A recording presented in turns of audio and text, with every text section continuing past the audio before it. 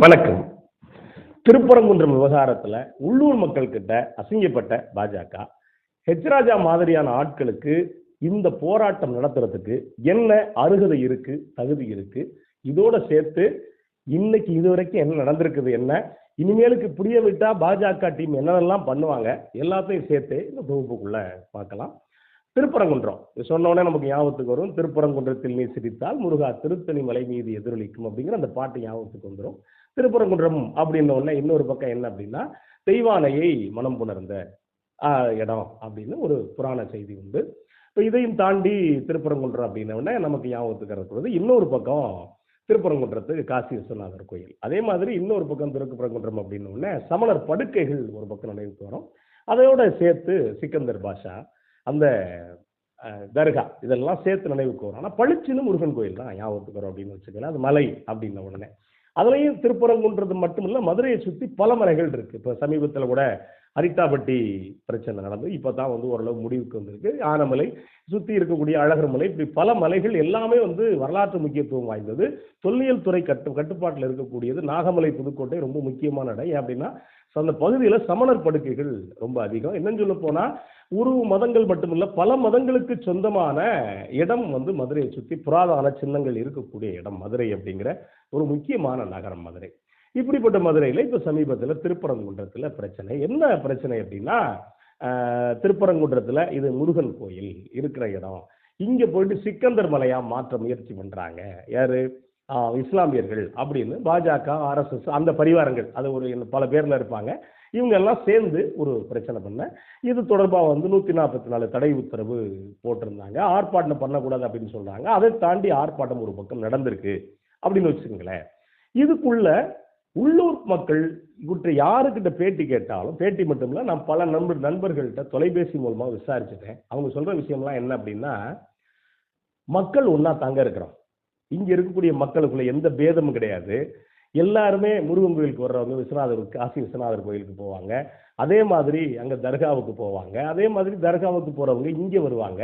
இஸ்லாமியர்கள் இங்க கோயில் பேர் ஓடுறப்ப இங்க அர்ச்சனை பண்ணுவாங்க. அதே மாதிரி சந்தனக்கூடு வர்றப்ப நாங்க நின்று எல்லாம் பண்ணுவோம். எங்களுக்குள்ள பேதம் இல்லைங்க. எல்லா சாமியும் எல்லாரும் கும்பிடுவோம். ஆனா இதுக்குள்ள எங்க தாயா பிள்ளையா இருக்கக்கூடிய எங்களை பிரிக்கிறதுக்கு வெளியூர்ல இருந்து வர்றாங்க, எங்களை இது மாதிரி பண்றாங்க. இது சரியில்லாத செயல் அப்படின்னு தான் அங்க இருக்கக்கூடிய மக்கள் ஒரு பக்கம் பேசுறாங்க. நீங்க பல காணொளிகள் பேட்டி பார்த்தீங்கன்னா கூட அது மாதிரி தான் இருக்கு. நான் என்ன கேட்கிறேன், அது அந்த பகுதி சம்பந்தப்பட்ட ஒரு விஷயம்.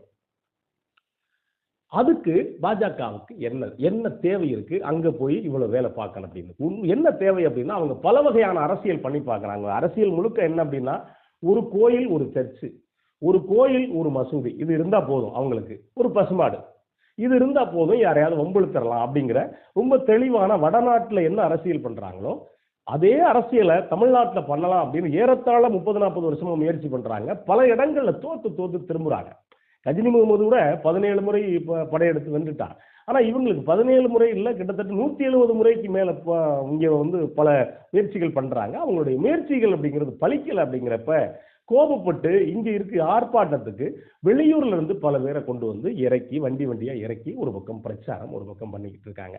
இப்போ இதோடைய விஷயம் என்ன சொல்றாங்க அப்படின்னா, அதை அங்க ஆடு கோழி அங்க வெட்டுறதுனால, சந்தன கூட்டுக்கு அங்க போயிட்டு தர்காவுக்கு வெட்டுறதுனால மலையுடைய புனிதம் கெடுது அப்படின்னு சொல்லி ஒரு பக்கம் பேசுறாங்க. ராஜா மாதிரியான ஆட்கள், அவரை சுத்தி இருக்கக்கூடிய அந்த பாஜக டீம், ஆர்எஸ்எஸ், அப்புறம் இந்து முன்னணி, இந்த மாதிரி அமைப்பெல்லாம் பேசுறாங்க அப்படின்னு வச்சுக்கங்களேன்.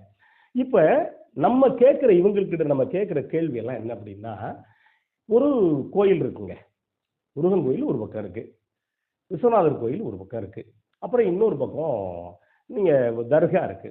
நீங்க தர்காக்கள்ல சந்தனக்கூடு நடத்துவாங்க, தர்காக்கள்ல கந்தூரி போட மாட்டாங்களா? இது வரைக்கும் எந்த தர்காக்கள்லையும் போடலையா? ஏறத்தாழ 8 நூற்றாண்டு தாண்டி ஒரு தர்கா இருக்கு. அப்படி அந்த தர்காவில் இதுவரைக்கும் இல்லாத பிரச்சனைய உங்களுக்கு என்ன பிரச்சனை? ஒண்ணு. அப்ப நீங்க வரலாம், வழிபடலாம், ஆனா அங்க ஆடு கோழி வெட்டக்கூடாது. ரைட்டு. அப்புறம் என்ன சொல்லுவீங்க அடுத்து? உங்களை யாரு வர சொன்னது அப்படிங்க. இதுக்கு பிறகு உங்களை யாரு வர சொன்னது அப்படின்னு சொல்லிட்டு விஷயத்தை முடிக்கலாம் அப்படின்னு நினைக்கிறாங்க. ஆனா உள்ளூர் மக்கள் இதுக்கு உடன்பட்டதா தெரியல. அதனால சம்பந்தமே இல்லாத ஒரு பக்கம் அவங்க வேலையை பார்த்துக்கிட்டு இருக்காங்கன்னு வச்சுக்கோங்களேன். இதுக்கு அடுத்து என்ன செய்வாங்க? இன்னொன்னு இருக்குல்ல, பக்கத்துல கருப்பசாமி இருக்காரு. கருப்பசாமிக்கு ஆடு கோழி வெட்டாம அவர் ஏத்துக்க மாட்டார், அவர் டென்ஷன் ஆயிடுவாரு. இந்த ஆடு கோழி வெட்டல நான் விரதமே கிடப்பண்டா போங்கடான்ட்டு போயிடுவார். இப்போ அவருக்கு ஆடு கோழி வெட்டினா இப்போ இங்கே மலையில புனிதம் கிடந்துட்டு மறுபடியும் இந்த டீம் கிளம்பும். ஏன்னா ஏற்கனவே ஜெயலலிதாவே சொல்ல வச்சாங்க ஆடு கோழி வெட்ட தடைன்னு சொல்லிட்டு. அதனால வந்துட்டு இப்போ நம்ம சொல்றதுக்கான லேட் ஆகா அப்படின்ட்டு உடனே நம்ம கருப்புசாமிக்கு வெட்டக்கூடாது அப்படின்னு சொல்லிட்டு இதெல்லாம் முடிச்ச பிறகு அடுத்த வேலை பார்ப்பாங்க. அடுத்த வேலை பார்த்தா அப்புறம் கருப்புசாமி சும்மா விட மாட்டாரு. நான் ஒரு விஷயம் தான் சொல்றேன், முருகப்பெருமான் யாரு முதல்ல? முருகப்பெருமானுக்கு ஹெச் ராஜாவுக்கு என்ன சம்பந்தம் இருக்கு? நான் என்ன கேட்கிறேன், யாராவது ஹெச் ராஜா மாதிரியான ஆட்கள், ஹெச் ராஜா தொடர்புடைய ஆட்கள், ஹெச் ராஜா ரத்த சம்பந்தப்பட்ட ஆட்கள் யாராவது முருகன் ஐயர், முருகன் ஐயங்காரன்னு பேர் வச்சிருக்காங்களா? இல்ல கந்தசாமி ஐயர், கந்தசாமி ஐயங்கார் அப்படின்னு பேர் வச்சிருக்காங்களா? இல்லையே. ஏன் வைக்கல நீங்க? முருகன் பேரே உங்களுக்கு ஆகாது, முருகன் பேர் சொன்னா அது தீண்டாமை. அப்படிப்பட்ட முருகனுக்கு உங்களுக்கு என்ன பிரச்சனை? முருகன் உங்கள்ட்ட கேட்டாரா? அவர் பாட்டுக்கு அவர் வேலையை பார்த்துக்கிட்டு இருக்காரு, தெய்வானையோட சந்தோஷமா இருக்காரு. உங்களுக்கு என்ன பிரச்சனைன்னு கேட்கிறேன். நீங்க வந்தீங்க, நீங்க முருகன் கோயிலுக்கு உள்ள வர மாட்டீங்க, வந்தா தீட்டு உங்களுக்கு, முருகனுக்கு இல்லை உங்களுக்கு. அப்ப அதனால நீங்க உங்களுக்கு அதை நாங்க பார்த்துக்கலாம். தமிழ் கடவுள் எங்களுக்கான கடவுள், நாங்க போய் விழுந்து விழுந்து கும்பிடுறோம், உருண்டு உருண்டு கும்பிடுறோம். இஸ்லாமியர்களும் தமிழர்கள் தான். யாரும் இங்க இருந்து போய் அரபு நாடுகள்ல இருந்தோ இல்ல வேற ஏதாவது வேற கிரகத்துல இருந்தோ குதிச்சு வரல. சமீபத்தில் கடவுளை மாத்திக்கிட்டவங்க. இன்னும் சொல்ல போனா அந்த தர்காவுக்கு அதிகபட்சமா போறது இந்துக்கள் தான் போறாங்க. அந்துக்களுக்கு நம்பிக்கை, ஒரு நம்பிக்கைலாம் அங்க போனா நமக்கு தேவையாகும், ஏதோ ஒரு சஞ்சலங்கள் தீர்க்கப்படும் அப்படின்னு சொல்லிட்டு நம்பி போறாங்க. எல்லா தர்காக்கள்லையும் இதுதான் நிலைமை. இப்ப நான் என்ன கேட்கிறேன், உங்களுக்கு என்ன பிரச்சனை இதுல இருந்து? அப்புறம் இதெல்லாம் அடுத்து நான் என்ன கேட்கிறேன், மலையுடைய புனிதம் கெடுன்னு சொல்றீங்களே, எந்த வகையில மலையுடைய புனிதம் கெடு? நான் ஒண்ணு கேட்கிறேன். இப்ப ஐயனார் கோயில் இருக்கு, முருகப்பெருமான் என்ன சொல்றாங்க அப்படின்னா கொற்றவை குழவி. கொற்றவை குழவின்னா ஆதி காலத்துல 5000 வருஷமோ 10,000 வருஷமோ இல்ல 20,000 வருஷமோ அந்த புராதன பொதுவுடை சமுதாயத்துக்கு முன்னாடி இருக்கக்கூடிய தாய்வழி சமூகத்துல கொற்றவை அப்படிங்கிற அந்த தாய்க்கு பிறந்த பையன் அவன் கொற்றவை குழவி அப்படின்னு பேரு. அவன் தான் பின்னாடி மறி முருகன் முருகன் முருகன்ங்கிற பேர்ல வந்திருக்கு அப்படின்னு சொல்லி சொல்றாங்க. யாரு? முருகப்பெருமான். இப்ப முருகப்பெருமான் எப்ப பிறந்தாரு எப்ப வளர்ந்தாரு அப்படிங்கிறது நீங்க ஒரு குத்துமதிப்போட சொல்ல முடியாத ஒரு ஆதி கடவுள், தமிழர்களுக்கான கடவுள். இன்னொன்னு சொல்றேன், ஹெச் ராஜா மாதிரி ஆட்கள் இல்ல அண்ணாமலை மாதிரி ஆட்கள் இருக்கு, வேணா பதில் சொல்லட்டும். இன்னும் சொல்ல போனா இருக்கக்கூடிய கடவுள்கள்லயே நீங்க கொற்றவைக்கு அடுத்த கடவுள் அப்படின்னு முருகனை சொல்லலாம். ஏன் அப்படின்னா வேல் இருக்கு இல்லையா, அந்த வேல் அப்படிங்கிறது ஈட்டியில இருந்து அடுத்த பரிணாமம் வேல். அப்போ அந்த கணக்குல, வரலாற்று கணக்குல, ஆய்வியல் கணக்குல, அறிவியல் கணக்குல பாத்தீங்கன்னா கொற்றவைக்கு அடுத்த கடவுள் முருகன். இப்ப முருகன் ஆரம்ப காலத்துல கண்டிப்பா அவர் அசைவம் சாப்பிட்டுருப்பாருன்னா கண்டிப்பா சாப்பிட்டுருக்கணும், வேற வழியே கிடையாது. அதுக்கூட இன்னொரு விஷயமா என்ன சொல்றாங்க அப்படின்னா சேவல் இன்னைக்கு கொடியில இருக்கிறது காரணமே அந்த காலகட்டத்தில் அசைவம் சாப்பிட்டுருக்கலாம் அப்படிங்கிறாங்க. யாரும் நேரில் போய் பார்த்தது இல்லை. இதை விட்டுருங்க. சரி, இன்னொன்னு, ஐயனார் யாரு? இதுக்கு மட்டும் பதில் சொல்லட்டும் பாஜக காரங்க. ஐயனார் யாரு? ஐயனார் அப்படிங்கிறவர் ஏறத்தாழ ஒரு 2400-500 வருஷத்துக்கு முன்னாடி தமிழ் நிலத்துல வாழ்ந்த ஒரு மனிதன். அவர் தான் ஆசீவகம் அப்படிங்கிற அந்த மதத்தை, அவர் மட்டும் இல்ல ஒரு 7 பேர் சேர்ந்து ஆசீவகம் அப்படிங்கிற மதத்தை உருவாக்குறாங்க. இதுல பல பேர் இருக்காங்க, மற்களிக்கோசாலர், இப்படி பல பேர் 7 பேர் இருக்காங்க. அதுல முதன்மையானவர் மற்களிக்கோசாலர் அப்படிங்கிற ஐயனார். அவர் தான் என்ன பண்றாங்கன்னா தமிழ்நாட்டில் இருக்கக்கூடிய மதங்கள்ல முதலா கொல்லாமை அப்படிங்கிறத அறிமுகப்படுத்துறாரு. ஏதாவது உணவு உயிருக்குகளை கொண்டு சாப்பிடக்கூடாது அப்படிங்கிற அந்த தத்துவத்தை அறிமுகப்படுத்துறாரு. இதுக்கு முன்னாடி இங்க இருக்கக்கூடிய ஆரியர்கள் எல்லாருமே அசைவம் சாப்பிட்டவங்க அப்படின்னு புராணங்கள் சொல்லுது. சரி, அது இருக்கட்டும். இப்ப வழியா நீங்க அசைவம் சாப்பிடக்கூடாது அப்படின்னு நிர்மாணிச்சார்ல தமிழ்நாட்டில் ஒருத்தர், யாரு? ஐயனார். ஐயனாரை ஒழிச்செல்லாம் பார்த்தாங்க, ஒழிக்க முடியல, வயக்காட்டுக்குள்ள கொண்டே போட்டாங்க. அவர் பாட்டுக்கு அங்க இருக்காரு, மக்கள் போய் ஐயனாரை கும்பிடுறாங்க. நான் என்ன கேட்கிறேன், ஐயனார் இப்பவும் ஐயனார் கோயிலுக்கு கிடா வெட்டுறேன்னு கூட்டு போறாங்க, கிடாயை ஓட்டிட்டு போறாங்க. நீங்க உண்மையிலேயே உங்களுக்கு கடவுள் மேல பக்தி இருந்துச்சுன்னா, இல்ல கடவுளை பத்தின முழுமையான அறிவு இருந்துச்சு அப்படின்னா, நான் கேட்கிறேன், ஐயனார் எங்க இருக்காரு? ஐயனாரு சாப்பிடுறது பால் பல்லையம். ஐயனாரு சுத்தமா எந்த ஒரு மீன் கூட சாப்பிட மாட்டாரு. அப்படிப்பட்ட ஐயனாருக்கு எதுக்கு கிடா வெட்ட கொண்டு போறாங்க? அப்ப ஐயனாருக்கு கிடா வெட்டுறாங்களா? ஆனா என்ன சொல்றது, என்ன பண்ணுவாங்க, ஐயனாருக்கு விட்டுருக்கோம் அப்படின்னு சொல்லுவாங்க நேர்த்திக்கிறதுக்கு. அப்ப என்ன பண்ணுவாங்க, இங்க இருந்து போயிட்டு ஐயனாருக்கு போனா பக்கத்துல கருப்பர்னு ஒருத்தர் இருப்பார்.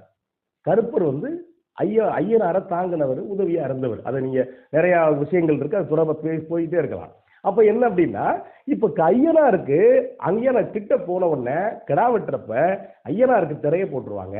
திரைய போட்டுட்டு பக்கத்துல இருக்க கருப்பனுக்கு பலி கொடுப்பாங்க. நான் என்ன கேட்கிறேன், பக்கத்துல இருக்காங்க ஐயனாரும் கருப்பனும். இப்ப ஐயனார் என்ன சொல்றாரு, எப்பா நான் வந்து அசைவம்டா, நீ வந்து நான் சைவம்டா, நீ அசைவம் சாப்பிட்றாளு, நீ ஏத்துக்கடா அப்படின்னு சொல்லிட்டு அவர் சொல்லிட்டாரு. சொல்லிட்டு அவரு அசைவத்தை சாப்பிட்ற கடா வெட்டி சாப்பிட்றாரு யாரு, கருப்பரு. இவரு பால் பழையம் சாப்பிட்றாரு. அவங்க 2 பேரும் பக்கத்துல இருக்க 2 பேருமே ஒத்து போறாங்க. முருகன் இங்க இருக்கிறாரு, அவரு யாரு, சிக்கந்தர் பாஷா மலை மேல இருக்கு. உங்களுக்கு என்ன பிரச்சனை? உங்களுக்கு என்ன பிரச்சனைன்னு கேட்கிறேன். உங்களுக்கு பிரச்சனை என்னன்னா, தமிழ்நாட்டுல எவனும் நிம்மதியா இருந்துடக்கூடாது. அப்ப எப்படியாவது எதையாவது இழுத்து விட்டு, நான் என்ன சொல்றேன், உங்களுக்கு ஏதாவது மனசாட்சி அப்படின்னு ஒண்ணு இருந்துச்சுன்னா, மக்கள் தொடர்பான 1008 பிரச்சனை இருக்கு. இப்ப ஏன் இப்ப இந்த பிரச்சனை எல்லாம் கிளப்புறாங்க அப்படின்னா, 10 வருஷம் பாஜக ஆட்சியில ஒண்ணும் வளர்ச்சி இல்லை. இந்த வளர்ச்சி இல்லைங்கிறத நீங்க வந்து விட்டா மக்கள் அதை பேச ஆரம்பிச்சிருவாங்க. இப்ப ஜிஎஸ்டி பெரிய பிரச்சனையா இருக்கு, ஒழுங்கா இல்லை அப்படின்னு. அப்ப இதையெல்லாம் மக்கள் பேச ஆரம்பிச்சிருவாங்க. இன்னும் பாருங்க, அமெரிக்காவில இருந்து அவன் ட்ரம்ப் ஒரு பக்கம் அனுப்பிக்கிட்டு இருக்காரு. ட்ரம்ப் இவர் ஃப்ரெண்டுனாரு மோடி ஐயா, அவர் ஒரு பக்கம் அனுப்பிக்கிட்டு இருக்காரு ஆட்களை. இதையெல்லாம் பல விஷயங்களை மக்கள் பேச ஆரம்பிச்சிருவாங்க. பேசாம இருக்கிறதுக்கு என்ன செய்யறது, இந்த மாதிரி விஷயங்களை நம்ம மூட்டி விட்டுறணும். மூட்டி விட்டா மக்கள் அடிச்சுக்குவாங்க அப்படின்னு பாஜக எதிர்பார்த்தாங்க. ஆனா ரொம்ப தெளிவா மக்கள் இருக்காங்க. உள்ளூர் மக்கள் எந்த பேட்டி எடுத்தாலும் நம்ம போன் பண்ணி கேட்டா கூட, ஏங்க நாங்க தாயா பிள்ளையா இருக்கங்க, அதெல்லாம் காலங்காலமா நடக்கிறதாங்க, அவங்க வேலையை பார்த்துக்க, இங்க எதுக்கு இங்க வர்றாங்கன்னு தான் மக்கள் கேட்கறாங்க. எங்களை நிம்மதியா இருக்க சொல்லுங்க அப்படின்னு தான் கேட்கறாங்க. இதோட விட்டு அடுத்து என்ன செய்வாங்கிறது முக்கியமான விஷயம் இருக்கு இல்லையா? இப்படியே விட்டா என்ன சொல்லுவாங்க அப்படின்னா, அடுத்து எந்த ஊர்ல கருப்பு இருந்தாலும் கிடா வெட்டாதீங்க, காளி இருந்தாலும் கிடா வெட்டாதீங்க, முனி இருந்தாலும் கிடா வெட்டாதீங்க, அது வந்து அந்த ஊருடைய புனிதத்தை கெடுக்கும் அப்படின்னு பின்னால சொல்றதுக்கு கூட வாய்ப்பு இருக்கு. ஏன்னா பாஜக நினைச்சாங்கன்னா என்ன வேணாலும் செய்யலாம் அப்படின்னு முடிவு பண்ணக்கூடியவங்க. அந்த வகையில பாஜகவுடைய ஜம்பம் அப்படிங்கிறது தமிழ்நாட்டில் பலிக்கிறதுக்கு எந்த வாய்ப்பும் இல்லை. அப்பப்போ ஏதாவது கலவரத்தை தூண்டி விடலாம் நினைப்பாங்க. ஆனா மக்கள் வந்து ஒத்துமையா இருக்கிறதுனால இது வந்து ஒருபோதும் பலிக்காது. இப்ப கொஞ்சம் கூடுதலா கூட்டத்தை காட்டி அப்ப நாங்க நிறைய இருக்கிறப்பா அப்படின்னு நினைக்கிறாங்க. ஆனா மக்கள், உள்ளூர் மக்கள் வரல. வந்த தலையை எண்ணி பார்த்தா ஆர்எஸ்எஸ் பாஜக டீம் பணம் கொடுத்து கூட்டு வந்திருப்பாங்க. இதுதான் யதார்த்தம். மக்கள் எப்போதும் ஒன்னாத்தான் இருப்பாங்க. ஆனா மக்கள், தமிழர்கள், இவங்களை பிரிக்கிறதுக்கு ஒரு பாஜக இல்ல 90 பாஜக வந்தாலும் முடியாது அப்படிங்கறதான் யதார்த்தம். நன்றி, வணக்கம்.